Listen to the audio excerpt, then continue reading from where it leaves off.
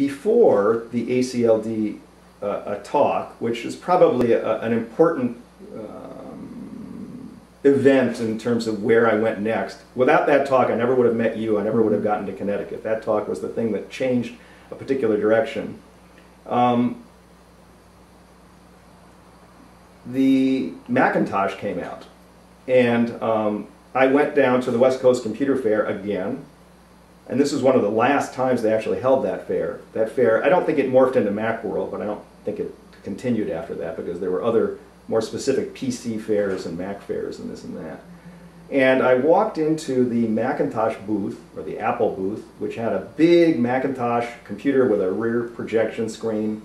And in the booth was Steve Jobs and Mike Murray and Bill Atkinson and Andy Hertzfeld. These are all the guys who became legends because they pushed this Mac. And the Mac had just gone for sale. And it was literally, I think it came out in January or whatever, and it was just being shipped to universities. And there was no one in Eugene, where I came from, who had one of these things, although I had seen the Lisa and knew something about the interface on what that was coming on the Mac.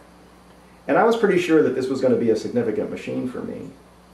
So I don't know why I did this, but I walked up to Steve Jobs and I told him, you know, I have this contract to visit Alaska a number of times, and I'm not done with it yet, and I'm bringing these compact computers up there.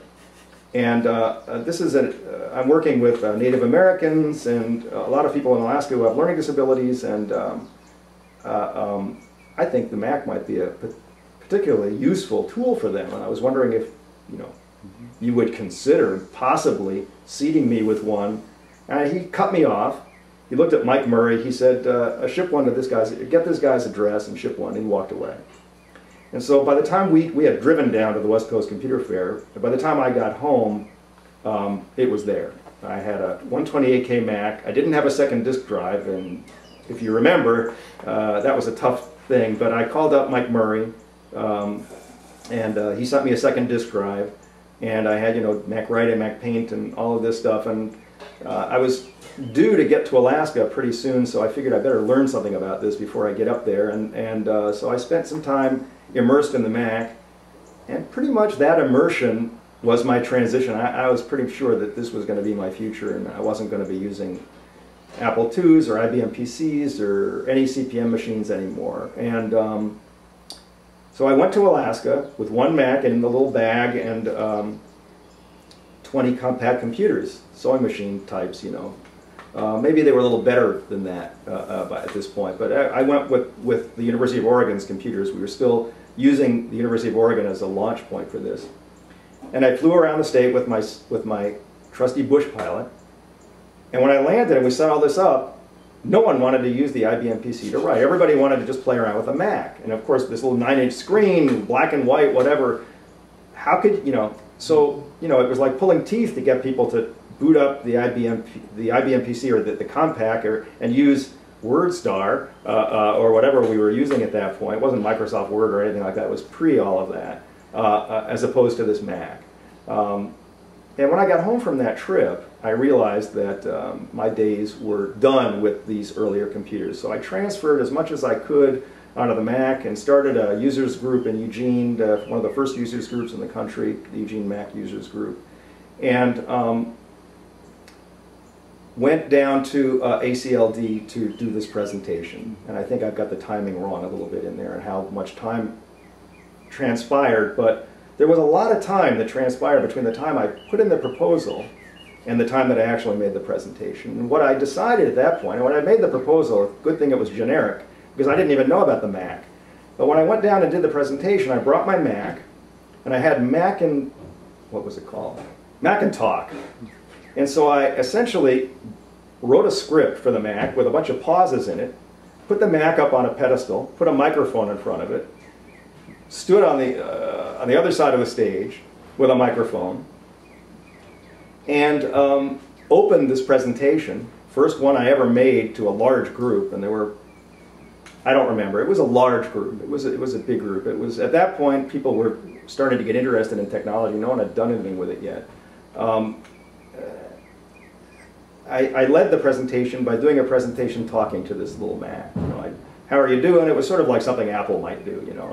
I was inspired by their early ads, and so I had this conversation with the computer. The computer talked to me. People thought it was unbelievable. I was doing ventriloquism or something, and then there was no, unfortunately, we didn't have the ability to project computer screens at that point. We probably did, but I didn't know about it, and certainly this was not a tech conference, so they wouldn't have known about it. So I did some writing on the machine. No one could see it, but I described what I was doing. I showed them the mouse. I talked about this multi-sensory interface, how easy it was to correct things, and the place went nuts. I said, I think this is the future of, I didn't use the term assistive technology, but I think this is going to be a significant tool, maybe the most significant tool for the population that I am one of and that you're dealing with. The place went bananas. People came up to me, can you come to this place? Can you come to, I mean, I've never seen anything. It was like early days of Closing the Gap where you do a good presentation and everybody wants to, bring you somewhere. Well, I'd never had that happen in my life before. But one of the people who came up, at the end, she was very polite, let all the potential groupies clear. And while I was tearing stuff down, she came up and said, look, I'm the I'm the head of, not development, I'm the head of, well, I don't remember what it was called. I guess staff development or whatever the term was for it, at the Foreman School, a small school for kids with learning disabilities in Litchfield, Connecticut. And I would really like you to come back and do an in-service for our faculty on computing. We were interested in computers, but we don't really know that much about it. And I think you're the person to do this because you're like one of our students, but you're also more sophisticated technologically. And I thought this sounded great. And so I went. And that was in the summer. It was a summer in-service for teachers. And it was a huge success. And then they asked me to come back during the year and do a week-long thing for all the kids. Little did I know that they were sort of seeing if I could deal with kids because they wanted to hire me. I had no idea. I just thought they wanted a workshop to start a computer program. And I did this, and it was exhausting, but I enjoyed it. And interestingly enough, during that time, and this is I'm going to weave it back into one of your other interviewees. During that time, I had made a connection in Eugene because I started the Macintosh users group, and I used that connection to meet. At this point I hadn't met her personally, but I had emailed a woman named Robin Fryer, who you'll remember, who was a sales rep. I think she was an educational sales rep. I don't know what her territory was, but she certainly worked in Connecticut and covered these schools. And I asked her if she could help me by supplying some technology for this thing that I was going to do. And she said, yeah, I can, but I think I'd rather put you in touch with someone at corporate as well. And so that was my first introduction to Alan Brightman. And I don't know that Alan, I think it was Robin who supplied all this. It's possible she got some support from Alan, but we had a bunch of computers at that school that Apple supplied. A truck came up, you've experienced this, and they unloaded the computers and there they were, and the truck came back at some point after I was gone and picked them up. So that was my first experience with Apple supporting something that I was going to do. And Robin and I, as you know, became friendly, and she did a lot of support for things that I did, both at Consense, for you, and elsewhere on the East Coast, and of course Alan, my connection happened with later.